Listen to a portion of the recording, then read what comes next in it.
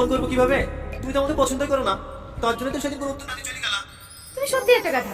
প্রথম দেখাতেই কোনো মেয়ে হ্যাঁ বলে? আগে দুজন দুজনকে চিনি জানি, তারপরেই তো ভালোবাসা হবে। আমারও কিছু জানার দরকার নাই, আমি শুধু তোমাকে ভালোবাসি। তোমার যদি আমার ব্যাপারে কিছু জানার থাকে জানতে পারো। তার মানে তুমি আমার ব্যাপারে কিছুই জানতে চাও না? না।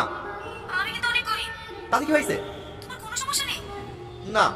আমার কিন্তু একবার বিয়ে হয়েছিল, দুটো ছেলেও আছে। আর ছেলের বাবা? ও তো 2 বছর আগেই মারা গেছে। তাহলে আবার সমস্যা কোথায়? হ্যাঁ, আমি ছেলে বাবাতে রাজি, শুধু ছেলে মারা থাকলে হবে।